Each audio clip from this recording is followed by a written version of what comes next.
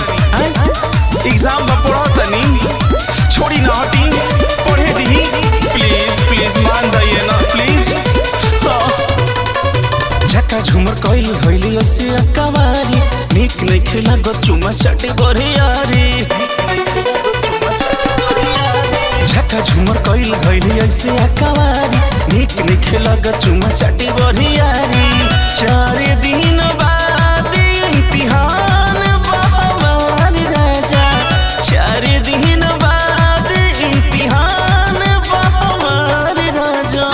पढ़े दी उमर भरवा पढ़े दी उमर भरवा कहर के प्यार राजा पढ़े दी उमर भरवा कहर के प्यार राजा।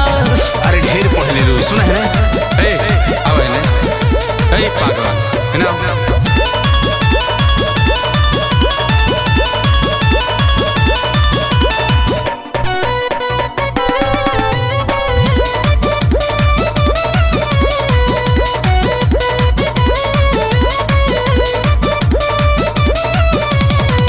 राती के तुरले बनी पिया पाय जानिया लापत के दिनों में तुरा बन थुनिया सब बहाना हो जानत हमी।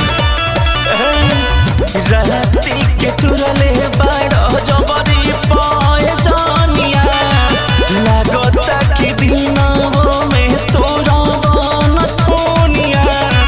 साल भर के मेहनत जन बेकार करिए राजा साल भर के मेहनत जन बेकार करिए राजा।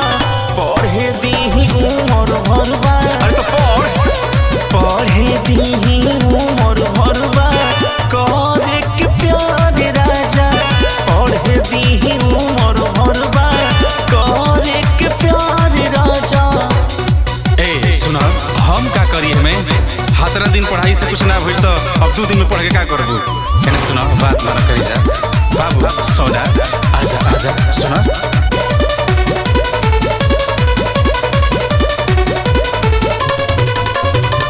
सुनी महेश पिया बहु चटना बनाई राजा बिहारी मन कहतनी का मनाई। बहाना ना चली रे पगली।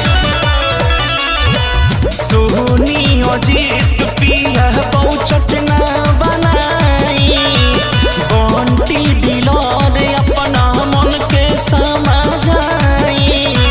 परीक्षा के बाद काम होई लगातार राजा परीक्षा के बाद काम होई लगातार राजा।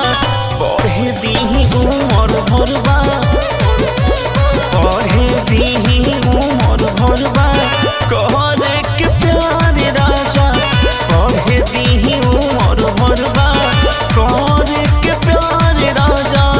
अरे मान जाई राजा काहे देत बड़ो साजा।